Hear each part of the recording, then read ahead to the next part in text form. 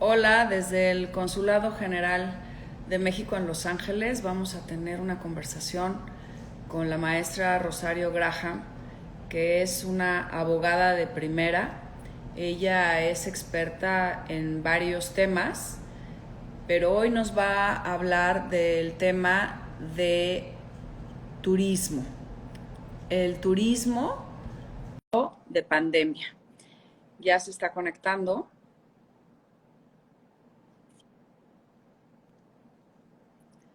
Hola, ¿cómo estás? Creo que ya estamos conectadas. Sí, maestra, ahora sí ya estamos listísimas. Estoy muy contenta de que se pueda dar esta conversación contigo. Le estaba comentando aquí a la comunidad angelina que, que nos escucha y nos ve, que es un privilegio tenerte con nosotros porque eres de verdad, una de las mejores abogadas que conozco, con una gran trayectoria y te agradezco que hayas aceptado tener esta conversación sobre el tema de turismo en tiempos de pandemia. Muchísimas gracias por la invitación. Marcela, de verdad un gusto saludarte. Se oye un poco bajita tu voz, no sé si la mía se escucha bien. Em, La tuya se oye perfecto. muy bien, muy bien. Estoy un poquito lejos nada más. Pues muchas gracias a ti, muchas gracias a la gente que te sigue y que te escucha por esta oportunidad de platicar de estos temas que son del interés de todos y que nos ha planteado enormes retos este 2020 y el turismo, por supuesto, no ha sido la excepción. Gracias por la presentación en relación a la trayectoria y a lo que me he estado dedicando en términos de análisis y estudio estos últimos meses. No, Eh, bueno, y déjame terminar porque todavía no concluyo, mi querida Rosario. Fíjate que estaba leyendo yo tu hoja de vida, tu currículum, y algo que me llamó la atención, porque nosotras pues somos de la misma escuela, de la Escuela Libre de Derecho. Tú eres más joven que yo, pero en esa época, digo ya hace más de 30 años, yo me, algunos años, no digas algunos cuántos, años, Marcela, algunos años. yo me acuerdo que hice mi tesis. Ya sabes, yo estaba todavía en este mundo abstracto entre que el acto jurídico y el hecho jurídico, pero me encantó ver en tu hoja de vida que tú ya desde esa fecha tenías esa visión y esa convicción de la importancia de los temas de género. Y es así como tú haces tu tesis de incorporación en la legislación mexicana de normas desde una perspectiva de género. Me encanta saber que hayas tenido esa visión. Si nos puedes platicar un poquito de eso antes de que entremos ya al tema del turismo en época de COVID-19. Claro que sí, con muchísimo gusto. Mira, la verdad es que surgió este tema derivado de la oportunidad que tuve en ese tiempo junto a Jorge Agiola de trabajar para la ACNUR. Yo empezaba la labor profesional y estaba en el despacho de Jorge Agiola y me asignaron acompañar el proceso de regularización de aquellas comunidades que habían venido de Centroamérica y estaban asentadas en Chiapas, en Campeche y algunas en Quintana Roo. Y al momento de platicar y darnos cuenta de la problemática que enfrentaban los migrantes, que sigue siendo un tema tan vigente, surgió en una de las conversaciones los temas de las regulaciones civiles que había como limitantes para las mujeres en ese entonces. Entonces dije, bueno, la verdad, quien estaba al cargo de este programa, recuerdo muy bien su nombre, que era un agente de alto nivel de la CNUR, Flor, me dice, deberías de ver qué está pasando en materia de género. Todavía recuerdo, Marcela, que cuando fui a presentar el tema en la Libre, alguien me preguntó, ¿qué es eso del género y las políticas de género? No es tema, no debería de ser un tema. No fue fácil, y lo que abordé fue la situación de los códigos civiles en estos estados, identificando normas que tenían que ver justo con el tema de que tenías que pedir permiso para trabajar si no contabas con la anuencia de tu cónyuge, y se necesitaban una serie de autorizaciones, no solo para la vida laboral, en materia de herencias, en materia de derechos rurales, agrarios, en fin. Entonces, me pareció muy interesante y abordé el tema desde ese entonces y a pesar de que al principio no me lo querían aceptar, se logró que me lo aceptaran y trabajé sobre ello y la verdad no me arrepiento porque fue desde ese momento darte cuenta de los retos que enfrenta uno en términos de equilibrio y de aparentemente cotidianidades que uno asimilaba como normales en términos de las conductas de género y de sexo, etcétera, etcétera, ya no digamos de otro tipo de reconocimientos, ¿no? De la diversidad. Entonces sí, lo recuerdo con mucho cariño esa experiencia derivado de ese trabajo en ACNUR. Qué bien, porque fíjate que para todas las nuevas generaciones actualmente que estamos y que continuamos luchando por esa igualdad y esa perspectiva de género que no solamente beneficia a las mujeres, sino a toda la sociedad, bueno, pues que se enteren que ya hay mujeres que desde hace muchísimos años han venido trabajando en ello y te felicito y muchas gracias, Rosario. También, bueno, pues eres experta en derecho administrativo, en temas de regulación, en política exterior. Fuiste mucho tiempo la directora general de Asuntos Jurídicos en la Cancillería, que fue una ocasión de reencontrarnos. La verdad es que Correcto. hiciste un gran papel en Cancillería. Y bueno, pues ahora el tema que nos provoca esta conversación es el del turismo y el del turismo en épocas de la pandemia. Pero cuéntanos un poquito cómo fue que te adentraste en este tema. Mira, la verdad es que he tenido la oportunidad de estar en 5 ocasiones de mi vida profesional en la Secretaría de Turismo del Gobierno Federal o ahora en la trabajando con el gobierno de Quintana Roo, cuya vocación fundamental, entre otras, pues es el turismo, ¿no? Entonces, cuando conoces el tema del turismo, el fenómeno y lo que representa, la verdad te vuelves una apasionada. Y siempre que he tenido la oportunidad y profesionalmente he tenido el espacio, lo he retomado, ¿no? Una y otra vez. Mi primer trabajo fue como jefa de departamento de agencias de viajes. Es un área que ya no existe, pero en 1991 fue la primera vez que tuve contacto con la Secretaría de Turismo, con su estructura, conozco la dependencia bien y todas sus Sí. etapas y sus procesos a lo largo de todos estos años, y desde entonces desarrollamos la verdad, una pasión por este fenómeno.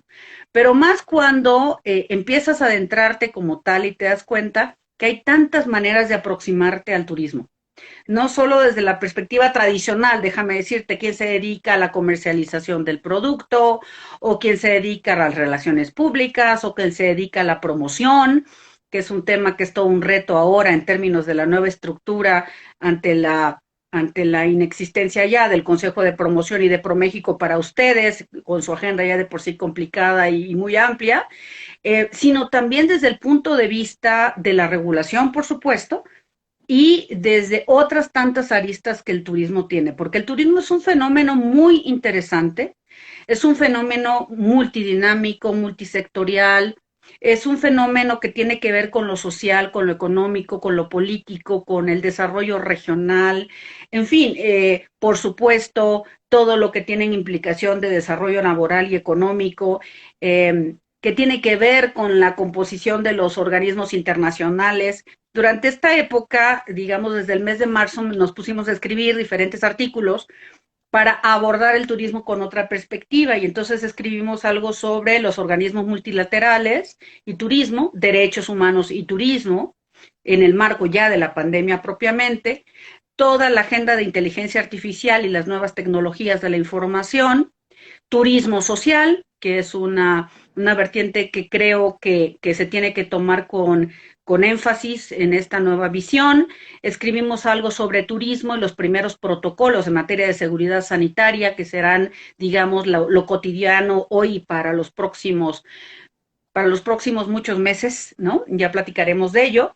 y agrupamos articulamos todos estos artículos con lecciones aprendidas y por aprender. Entonces, me tocó participar en la elaboración de la Ley General de Turismo y la anterior ordenamiento, así como su reglamento, y las primeras normas oficiales mexicanas que regulan la actividad en lo concreto con el empresario. De manera sea que, bueno, ha sido como por muchas vías estar vinculada al turismo, y sobre todo, mi interés en esto, Marcela, era como darle una redimensión. O sea, el turismo no nada más es la agencia de viajes o no nada más es el hotel. Tiene que ver con el desarrollo desde lo local, tiene que ver con el involucramiento de la comunidad y hoy más que nunca tiene que ver con un relanzamiento de un nuevo concepto que yo le he llamado turismo comprometido, en donde es necesario hacer un alto en el camino y replantear una nueva forma, una nueva manera de gestionar la actividad, de manera sea que pueda, en términos de su derrama y de su dinámica, como romper muchos paradigmas que hemos traído desde los 70s, cuando da inicio formalmente el turismo masivo. Qué interesante, Rosario, porque bueno, nosotros, al menos yo en lo personal, para mí el turismo lo identifico con un tema de vacaciones, de placer, pero no nos damos cuenta de la importancia, como tú lo estás apuntando, social y las dimensiones en temas de derechos humanos y incluso ahora un tema que está a la vanguardia y que se ha acelerado como es el de la inteligencia artificial. Pero tocando el tema de los derechos humanos, si nos puedes educar, querida maestra, ¿cómo se involucra, cómo se aborda el tema del turismo desde la perspectiva de los derechos humanos? Pues mira, la verdad es que creo que es importante mencionar que siempre que hay grandes crisis, sean de orden mundial, regional, el turismo se coloca como en el centro de la plática, del análisis, del estudio, por una razón central.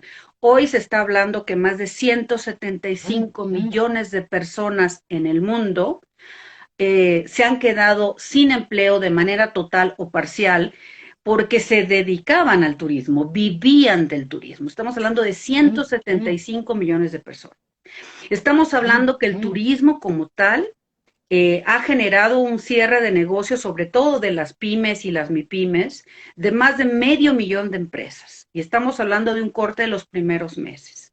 El turismo, por otro lado, pues finalmente hoy, ante el COVID presente, como tú lo señalabas anteriormente, no hemos salido de esta etapa, digamos, estamos viendo rebrotes en Europa, etcétera.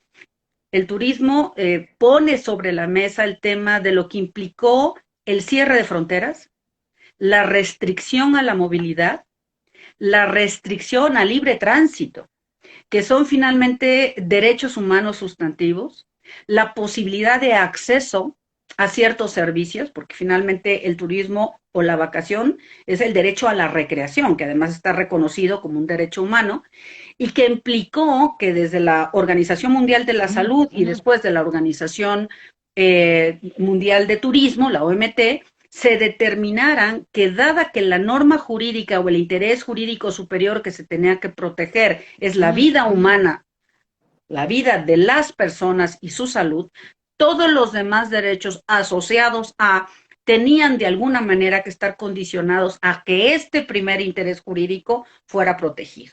Y en el turismo, la sola emisión de las primeras regulaciones entre marzo y abril, que fueron a nivel de recomendaciones de la Organización Mundial de Turismo, y después ya la internalización a nivel de los países, en donde tiene que ver con cierres, con limitación de horarios, con la movilidad, con la posibilidad de acceder a un restaurante, con la posibilidad de comprar un servicio turístico, con la posibilidad de establecer reglas como el uso de una careta o de un cubrebocas para poder subir a un avión, para poder visitar un museo, etcétera. Toda esta cadena, digamos, articulada de derechos humanos tuvieron que verse limitados. Y en esa medida, aquí una vez más, hubo que poner en el centro o como el eje la norma regulativa sanitaria, que finalmente es la que ha regido hasta este momento el comportamiento de todo el sistema normativo y el turismo no está exento. La posibilidad de que tú le digas a una gente, si te quieres subir a un avión, tienes la obligatoriedad de usar una cubrebocas, si no, no puedes subirte. Te impido que puedas acceder a ese servicio. Te impido que puedas trasladarte de un lugar a otro porque en muchas localidades y estados se tomaron medidas los primeros meses, incluso de cierres de movilidad de un espacio al otro derivado de la pandemia. Todo el cierre, prácticamente el 95% de la planta hotelera del país, en el caso de México, pero en muchos países igual, el cierre casi al 98% los primeros meses de la vía aérea, del transporte aéreo, ha sufrido enormemente esta industria, pues hacen que todas estas limitantes se vinculen justamente a estos derechos básicos, ¿no? Que por supuesto incluso la Comisión de Derechos Humanos de la ONU, pero también lo hizo CEPAL, lanzaron, la Comisión Interamericana de Derechos Humanos emitió recomendaciones al respecto de cuáles tenían que ser los límites frente a estas restricciones y cómo la movilidad en tratándose de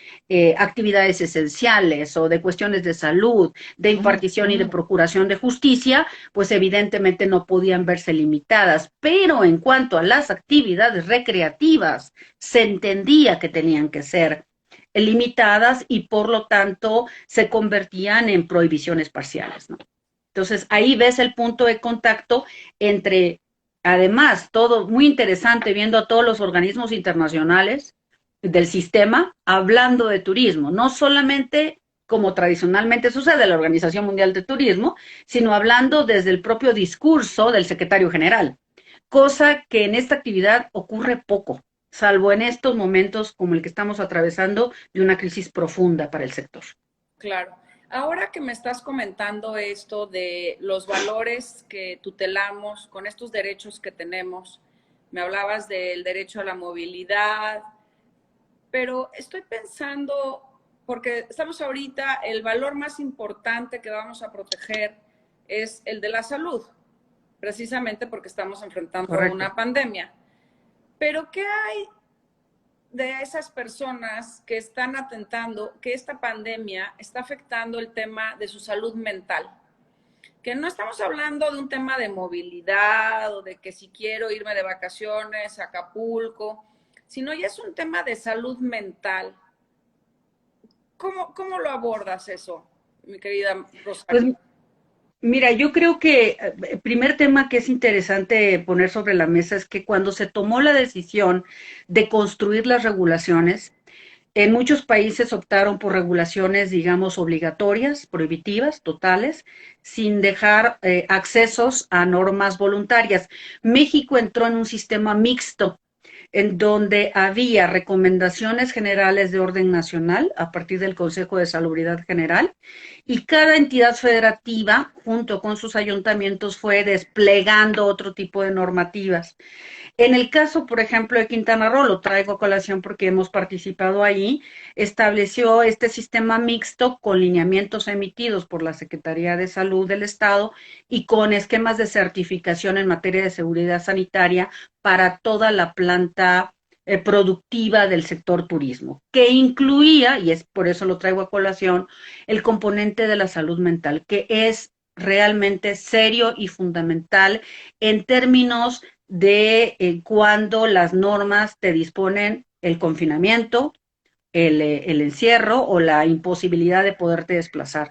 Entonces, en el caso de algunos estados se tomó la decisión de instrumentar programas en materia de salud mental para explicar el racional de cómo se daban estos primeros meses de confinamiento y luego medidas de transición, Marcela, que tenían que ver con que no vamos al confinamiento, pero se establecen una serie de reglas que te permitan a ti poder salir de tu casa, pero con ciertos elementos, tu sana distancia, tu cubrebocas, estar en lugares abiertos o incluso, en el caso del sector turismo, prácticamente la planta completa productiva del sector se abrió, salvo el tema de bares y centros nocturnos, es decir, por el número de personas que se estaba permitiendo en las etapas que el semáforo, de acuerdo a la normativa mexicana, se había establecido, del color rojo, el naranja, el amarillo y el verde. En el tema de naranja, pues todavía se hablaba de espacios de 40, 50% de aforo, y todo esto relacionado con que había que trabajar tanto con los empleados como con sus familias temas de salud mental. Eh, que tuvieran que incorporar la explicación de lo que es esta enfermedad, este virus que ha tomado al mundo con mucha sorpresa, porque tenemos a todos los genios científicos trabajando en encontrar la cura, pero hasta el día de hoy no hay una vacuna todavía efectiva, aprobada por la Organización Mundial de la Salud, ni un medicamento. Y por lo tanto, las medidas alternativas que se han abordado de la salud mental y que debe ser un componente pilar de la obligación del empleador, de las escuelas, de estar muy presente en casa con el mensaje que se está mandando. Entonces, en primer lugar, en México, la verdad es que la mayoría de las disposiciones no fueron vinculantes, fueron recomendaciones. Por tanto, se apela mucho a la gobernanza, a la ciudadanía, al compromiso de la gente, ¿no? La empatía por cumplir esas normas, y el tema de la salud mental muy pendiente en los protocolos que se diseñaron para cada uno de los subsectores. Y en este contexto, Rosario, entonces, si tú me estás hablando de 175 millones de personas que dependen del turismo, ¿estos son 175 millones incluidas ya las familias de estas personas o además son? Sí, se contabiliza por la Organización Mundial de Turismo como el generador del ingreso más 2 o 3 miembros de esa familia. Hay veces que hay familias que no solamente una persona está en el turismo, sino más, por ejemplo, si es una pareja, los dos pueden estar en el sector. Entonces, así se contabiliza. Esta cifra fue actualizada recientemente incluso por el organismo cupular del sector que se llama WTTC, que es el Consejo Mundial de Viajes y Turismo, que preside una mexicana, Gloria Guevara, y en donde actualizaron el impacto con corte al mes de octubre de la pérdida de empleos o de los empleos o pérdida parcial, porque en muchos casos se ha trabajado sobre salarios solidarios, sobre medios tiempos, ¿no? Es decir, para tratar de salvaguardar como también interés prioritario el empleo de las personas al final. Entonces, porque ese es otro tema de equilibrio, cerramos y la gente enfrenta retos, sobre todo en Latinoamérica, de los ingresos, del trabajo, y entonces entras en esta dinámica de qué es lo más importante, porque para mucha gente también la pérdida de un empleo tiene que ver con una condición de salud mental. Y eso te lleva al otro tema que habías comentado. Estamos hablando de 175 millones y estamos hablando de pérdidas multimillonarias en materia de ingresos por turismo y en términos de proyección de inversiones, etcétera. Y entonces, así como nosotros en el Consulado General de México en Los Ángeles nos hemos reinventado para poder seguir sirviendo a la comunidad, no solamente en temas de ayuda y protección y asistencia a la ciudadanía, sino también humanitarios. ¿Cuál es el nuevo modelo? ¿Cuál es la reinvención en el sector turismo, Rosario? Mira, he estado en muchos foros participando con el Colegio de Turismólogos, con las asociaciones del sector privado, y debo decirte que ha sido un reto cómo internalizar lo que implica un nuevo modelo de gestión del turismo. Sí, en primer lugar, los primeros meses lo que se pensaba y lo que se decía era, esto va a pasar, ¿no? Todo va a volver a ser como antes, es cuestión de que ya en septiembre estamos con todo y ya llegará el verano. Estoy hablando del mes de marzo. Yo saqué un primer documento en abril sobre el primer protocolo de seguridad sanitaria. El siguiente mes, a este mes de abril, ya la OMT había metido sus primeras 23 recomendaciones sobre cómo abordar con una nueva dimensión y un nuevo escenario lo que el turismo viviría. Y en esos entonces hablábamos que la etapa de recuperación quizás tomaría de 2 a 3, incluso hasta 5 años. Entonces, cuando se empezó a plantear esto, se establecieron como 2 primeros ejes que tenían que ver con el nuevo modelo de viaje desde la perspectiva del turista, del viajero. Una tenía que ver con el replanteamiento de los viajes de corta distancia y aprovechar toda la infraestructura del turismo carretero, que fue algo que estuvo muy de moda en los 80s. Entonces se hablaba de que el turista va a querer viajar distancias cortas por protección a la salud, va a querer viajar a destinos menos multitudinarios, digamos, sino más bien con establecimientos más cuidados, más pequeños, ¿no? Como pequeños hoteles, hacer turismo orientado hacia la naturaleza, turismo rural, en donde estés en contacto con espacios abiertos. Entonces, lo primero que se vio fue que esta intención de viaje, que esto es muy interesante en las encuestas que se han hecho a lo largo de este año, es que la gente sigue queriendo viajar. Más allá, como esta intención, esta aspiración, finalmente el turismo también es eso, es aspiracional. Y además, desde que inició el turismo masivo, digamos, los costos son asequibles para todos los bolsillos, ya no es un producto solo de lujo. Entonces, en ese sentido, se habló de como estos primeros meses con esta dinámica de turismo regional, turismo y por supuesto la importancia del turismo doméstico, que finalmente es el que te sostiene. Posteriormente, hubo que aceptar, y hay que decirlo así, que la regla sanitaria sería la que determinaría la manera en que tendrías que desarrollar la actividad. Entonces, antes que cualquier decisión de viaje, que antes la tomabas pensando en la calidad, el precio, la distancia, la oferta cultural que te podía presentar, lo primero era identificar si ese establecimiento, ese destino que tú estás seleccionando, cuenta con un sistema de seguridad sanitaria que te permita tener algún nivel de seguridad, que no de garantía, pero sí de seguridad, que por lo menos hay protocolos aplicados para garantizar en la medida de lo posible tu salud. Eso es un tema que todas las grandes turoperadoras están viendo en lo primero que consulta el turista. Entonces tienes estos dos elementos. Por un lado, viajes cortos, fundamentalmente terrestres, la parte aérea se va a recuperar de manera mucho más lenta y gradual, además de toda la afectación de la cadena. Y por otro lado, destinos más pequeños, donde se pueda visitar incluso de manera que puedas caminarlos, como sucede con los pueblos mágicos en México, en donde estés seguro que el transporte terrestre que estás utilizando o el coche de primera intención es el que te coloca en el destino. Y con establecimientos que además cuenten con algún certificado, sea internacional, nacional, regional, o que están cumpliendo con las recomendaciones que al menos ha emitido la Secretaría de Salud y la Secretaría del Trabajo para México, ¿no? Entonces, eso es Fíjate como que los dos primeros escenarios que te permiten cambiar el chip, ¿no? Porque hemos dicho que en épocas de crisis siempre el turismo doméstico salva al turismo de México, que además representa más del 70%, 75% de nuestro ingreso por turismo, digamos, el turismo doméstico. Entonces, una vez más, vuelve, digo yo, a sacar la cara para poder hacer frente a nuestra planta hotelera, ¿no? Si hablamos que nada más en la Riviera Maya y Cancún hay más de 100,000 cuartos. Entonces, estamos hablando de que el turismo, además de México, tiene unas dimensiones, pues, enormes y que somos de los top 12 o de los top 10 en materia de turismo en el mundo, ¿no? Somos el primer país con el número 1 de recibo de cruceros, por ejemplo, en el mundo. Tenemos el primer lugar con el destino de Cozumel, que es otra parte de la industria que se ha visto fuertemente afectada.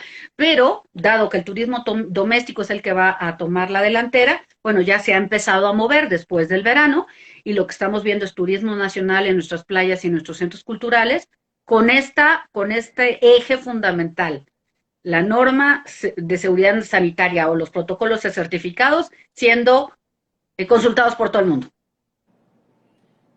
En ese tema, Rosario, porque eso es una cuestión que también nos planteamos aquí, es algo inédito. Cuando empezamos nosotros a atender a la comunidad de expedición de pasaportes y demás, atender al público usuario, ¿te acuerdas que empezamos a tomar la temperatura, a exigir que usaran el cubrebocas? Y entonces había esa preocupación de como no tenemos un precedente, de que hubiera alguien que pudiera exigir pues una responsabilidad por estar tomando la temperatura. Entonces, ahorita hablaste tú de que estos establecimientos que se rigen, primero es la regla sanitaria. Comentaste algo de unos certificados. ¿Eso cuánto protege al establecimiento, al hotel, a los restaurantes? ¿Cuánto protege tener una certificación por parte de la autoridad de que llegase a haber una consecuencia no deseada, ya sea por el contagio del COVID o por el uso del termómetro o de la máscara, del cubrebocas que no deja respirar, en fin? Mira, hay que decirlo, cuando se empezaron a construir las primeras reglas, aunque fueran las voluntarias, como es este caso de este certificado, de los certificados, pues era un reto para todos como reguladores, porque estábamos frente a una enfermedad que sigue planteando muchas dudas, que sabemos que ha migrado, que ha mutado, que finalmente todavía no tenemos todas las respuestas. Entonces las regulaciones tienen que ir adaptándose y cambiando y variando y estar brevando de lo que los organismos reconocidos a nivel mundial, como es la OMS, pues está dictando como norma general. Cuando esto sucedió, una de las primeras cosas que fuimos muy insistentes es que no podemos hablar bajo ninguna circunstancia de certificados COVID-free. Eso no existe. Porque en un principio hubieron algunos destinos o hubieron algunas empresas que se anunciaban como COVID-free. Eso no es posible, es irreal, es inalcanzable. Esperemos algún día alcanzarlo. Hoy eso es irreal. Por lo tanto, al no hablar de un certificado COVID-free, lo que se construyó fue primero una 10 protocolos o lineamientos generales que a partir de las recomendaciones de OMT y OMS emitió el Consejo Mundial de Viajes y Turismo, que agrupa pues prácticamente a todo al sector turismo privado del mundo. Ellos emitieron un certificado que se llama Safe Travel, que hay ya en muchas partes del mundo, y que para poderlo obtener, tú tienes que contar con una regulación base en tu entidad en donde vas a aplicar este certificado. ¿Qué ha sucedido? Por ejemplo, en el caso de Quintana Roo, dado que el turismo es fundamental para generar la movilidad económica de toda la entidad, inmediatamente se emitió por parte de la Secretaría de Turismo y de Salud del Estado, emite el gobernador un certificado que se llama Certificado de Seguridad Sanitaria, donde al día de hoy hay más de 6,000 empresas en el Estado inscritas para obtener ese proceso de certificación. ¿Qué es lo que te dice esa certificación? Que vas a observar una serie de medidas, son más de 150 reactivos que trae esa certificación, y lo que te dice es toda la parte, tiene que ver con el establecimiento, instalaciones físicas, con el manejo higiénico de alimentos, con la limpieza en cuartos y áreas comunes, hasta las reglas que tiene que observar el turista cuando ingresa, desde que ingresa al aeropuerto, toma un transporte público o privado hasta que llega al hotel o va al restaurante, o toma una actividad náutica, porque el certificado aplica para todos los prestadores de servicios turísticos reconocidos en México. Por lo tanto, lo que te dice el certificado es que estás tomando todas las medidas posibles con los elementos que tienes hoy para evitar o mitigar el riesgo del contagio. Hay todo un apartado en este certificado que te dice qué hacer en caso de que alguien presente algún síntoma que esté vinculado con el COVID, con la COVID, perdón, y que tiene que ver con procedimientos de aislamiento, con atención médica, etcétera, incluso desde el aeropuerto. Una cosa que se ha insistido mucho en el mundo para las agencias de viajes y los turoperadores es informar con la mayor pertinencia y claridad posible, incluso excesiva, al que compra un paquete de viaje o que compra un boleto de avión, en que hay una serie de medidas que hoy están vigentes prácticamente en todo el mundo y que la manera en que puedes acceder a ese servicio turístico es cumpliendo esas reglas. Por ejemplo, el tema del certificado te dice que cuando tú ingresas a un establecimiento te van a tomar la temperatura. Nadie te está obligando a ir al establecimiento, pero si tú decides ir, tienes que someterse a esas reglas que tienen el respaldo en los lineamientos de salubridad general. Es más, Europa, por ejemplo, hasta hace una semana antes de este nuevo confinamiento, habían puesto en la mesa revisar dos medidas que me parecen fuertes en aeropuertos y en puntos de ingreso migratorio, que era pruebas rápidas obligatorias. Esto también lo van a hacer las líneas de crucero, ya emitieron su protocolo, pruebas rápidas y la toma de la temperatura con responsivas por parte del visitante de decir que si te ven algún síntoma, por ejemplo, al momento de que tú vas a ingresar a un barco, pueden en ese momento tener la autoridad para decirte que no te puedes subir. Te regresan tu dinero, pero te obligan a estar fuera por la custodia de la seguridad sanitaria del resto del componente de ese grupo. Entonces, esa es un poco la lógica que se está dando con estas reglas. Entonces, sí hay estas reglas obligatorias, hay que decirlo, es importante decirlo.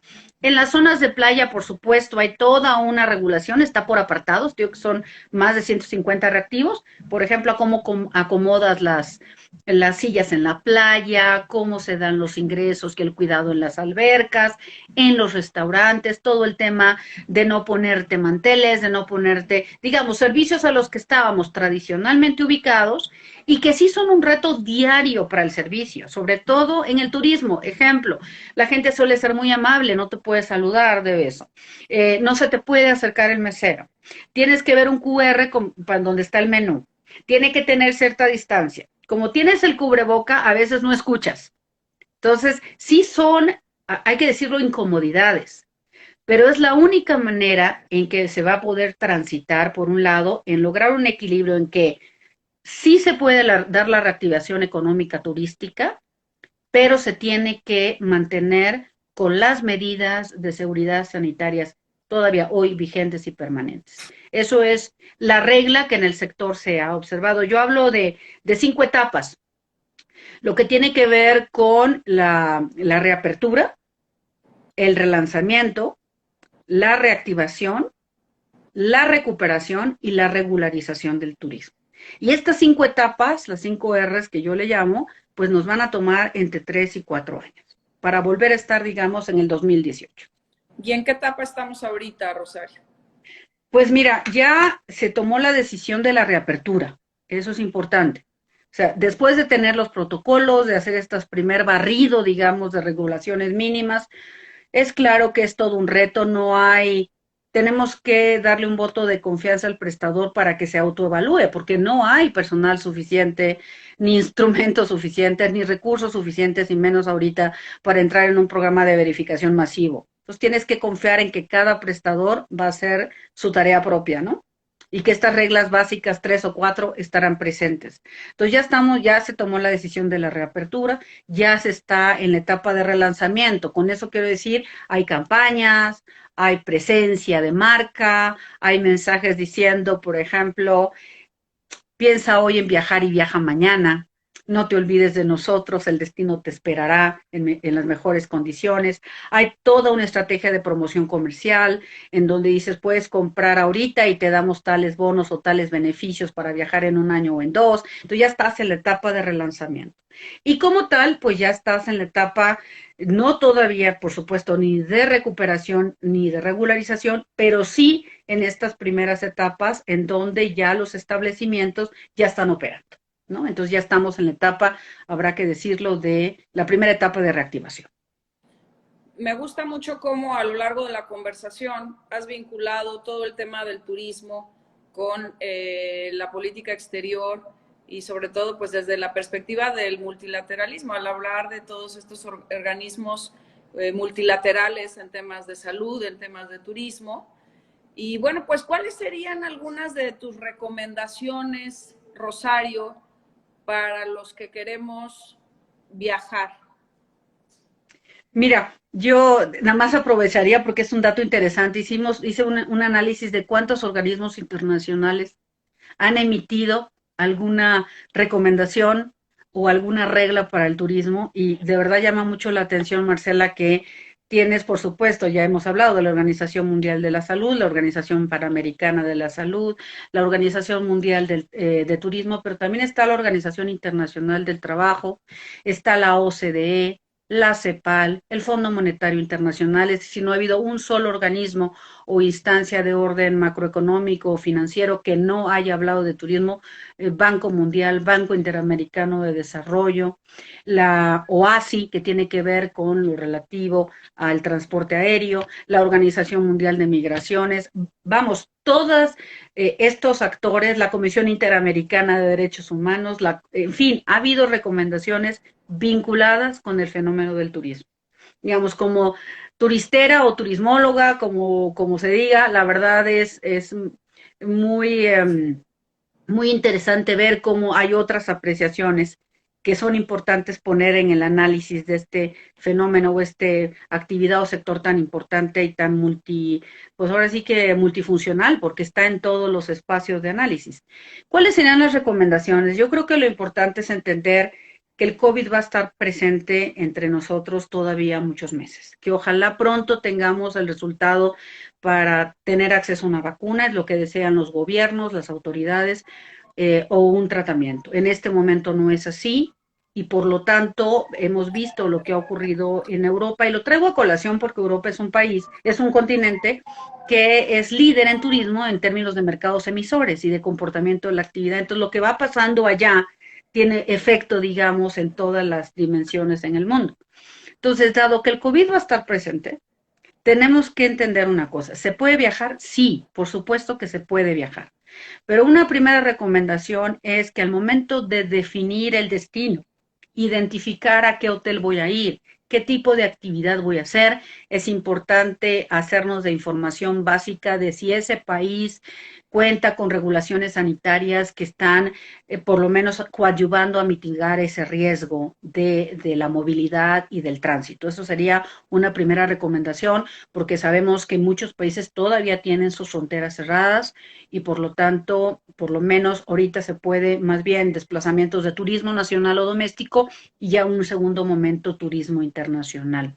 En el caso de Quintana Roo, Yucatán y esa región, pues depende de buena manera el del turismo internacional. Hoy ya el Aeropuerto Internacional de Cancún está recibiendo 300 operaciones diarias, de 600 diarias que tenía, y ya se está reactivando la posibilidad del regreso, por lo menos el primer trimestre del 2021 de los cruceros, con todas las medidas también de seguridad sanitaria. Es muy importante hoy, cada vez que tú ingresas a una página para buscar un viaje, hay un apartado en todos lados que tiene que ver con protocolos de sanidad y medidas de seguridad sanitaria.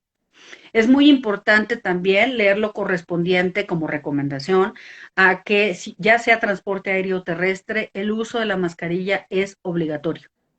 Eso sí es una regla que está prácticamente, yo te diría que en el 90%, y no es que el 99% de las operaciones en el mundo.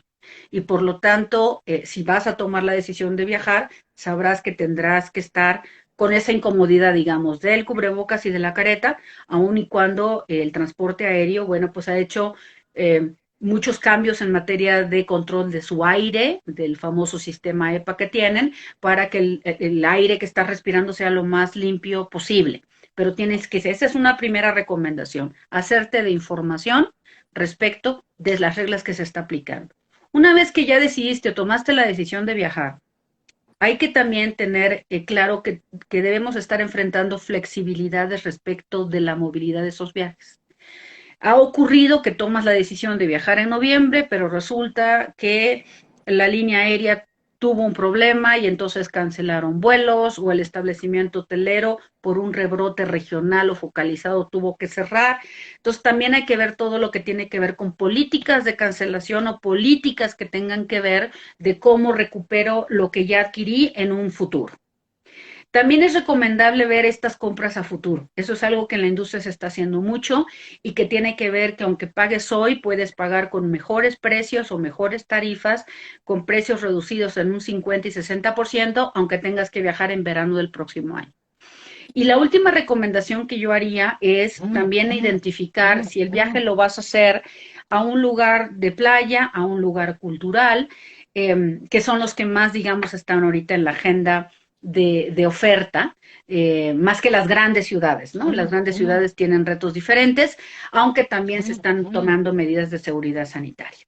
Pero esas serían, digamos, las recomendaciones importantes que hay que hacer. Luego hay que leer las letras chiquitas, pero yo diría que la regla general es que no hay un solo destino que esté recibiendo visitantes que sea responsable y que sea serio, ¿no? En donde no haya certificados ya operando y reglas sanitarias vigentes. Qué bien. Y aprovechando lo que dices dentro de las recomendaciones, que tenemos que elegir bien el lugar en el cual nos vamos a hospedar, quisiera preguntarte, porque eres la experta, como dijiste, la turistóloga, ¿qué va a pasar con esta nueva forma de hospedaje, el Airbnb, Flipkey, Homestay, VRBO, Sonder? ¿Qué va a pasar con eso? Pues mira, hay toda una, hay los estados, porque además desde la perspectiva, turismo es una actividad que se regula de manera concurrente. Entonces tienes una ley general de turismo que da los parámetros generales y luego distribuye competencias. Entonces los estados tienen facultades para regular este tipo de prestadores de servicios. Era algo que ya se venía dando en el tiempo. En muchas partes en Estados Unidos hay reglas desde, pongo el caso de San Antonio, Texas, en donde si tú vas a rentar tu departamento y son menos de 30 días en el modelo de Airbnb, tienes que obtener una autorización y tienes que pagar unos derechos. Entonces, eso obliga también a que la autoridad que emite esos permisos sepa que ese establecimiento va a entrar en una actividad turística finalmente que le obliga además a cumplir, digamos, también con las reglas básicas en la plataforma de prestadores. Entonces, muchos digamos, entidades o muchos estados acá en México ya están empezando a regular, por ejemplo, Airbnb, no entrar en este posible encuentro o conflicto entre oferta hotelera y oferta extrahotelera, ¿no?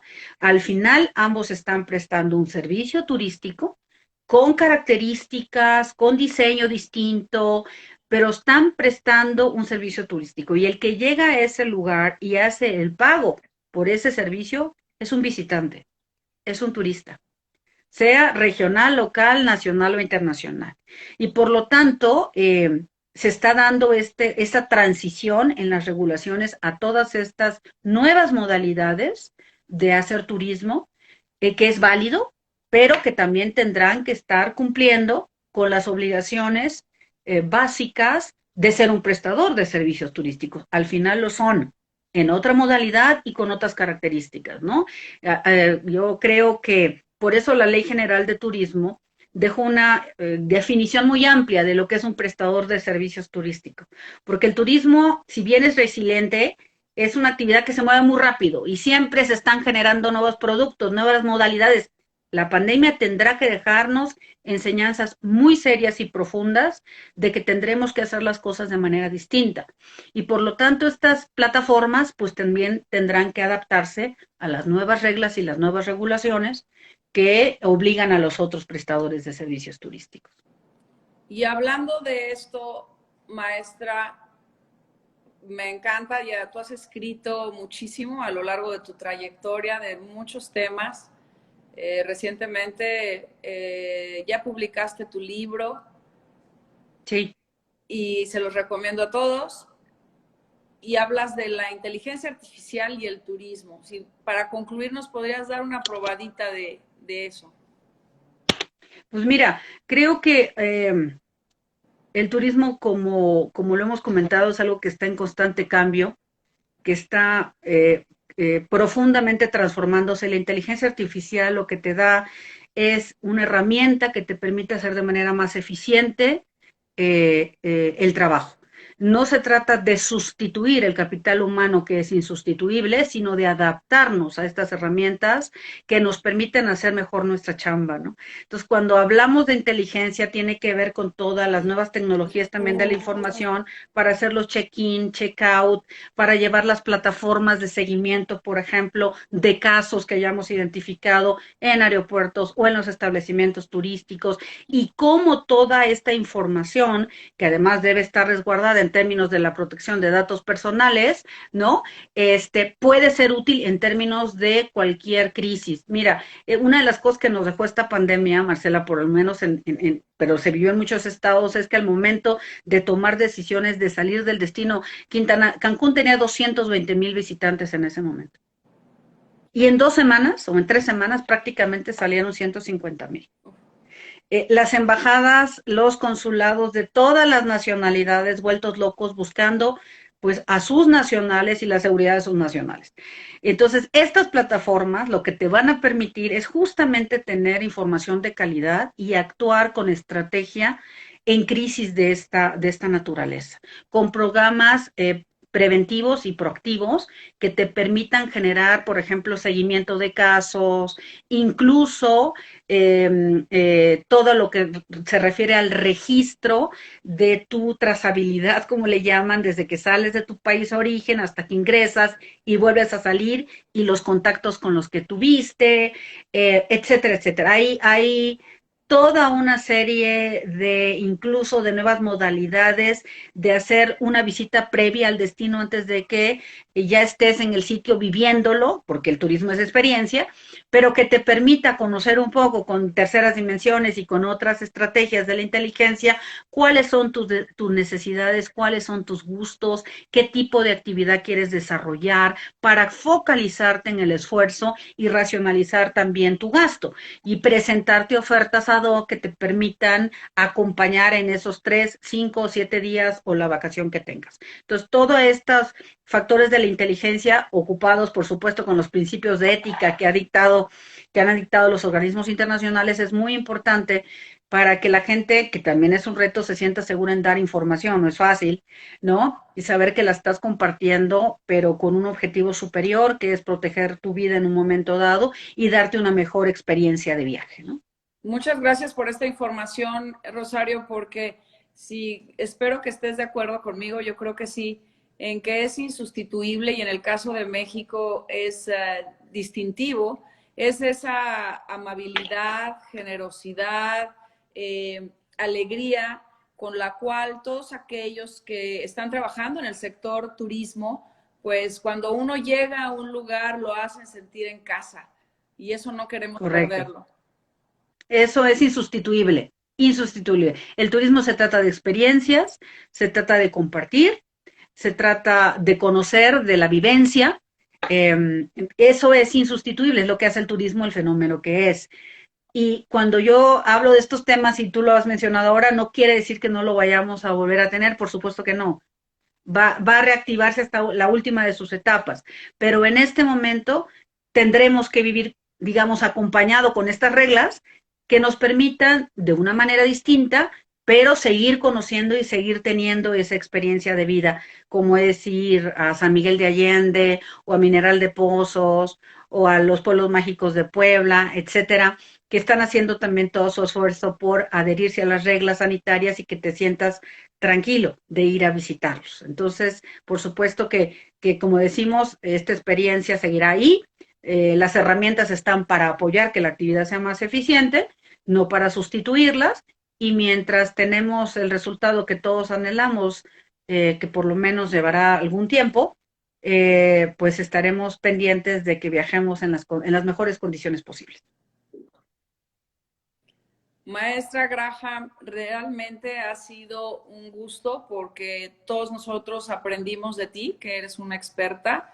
Gracias, y espero Marcela, que en el futuro pues podamos seguir platicando de esto conforme vayan avanzando, pues enfrentando esta pandemia y vayamos resolviendo más los retos. Muchísimas gracias en nombre de todo el equipo en Los Ángeles y de la comunidad angelina.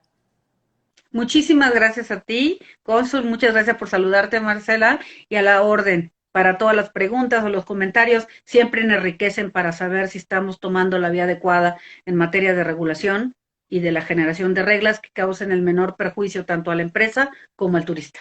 ¿Cómo se llama tu libro, maestra, que acabas de publicar?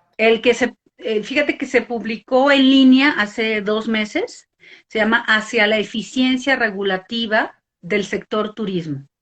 Ah, muy bien. Muchas gracias. Para Bien, que les voy a ir con tu equipo compartir el link por si alguien está interesado. Lo emitimos con el exministro José Ramón Cosío en la editorial Tirán Lo Blanche y estamos por terminar un nuevo texto sobre el turismo en el marco del COVID, lecciones aprendidas y por aprender. felicidades, maestra, y muchas gracias.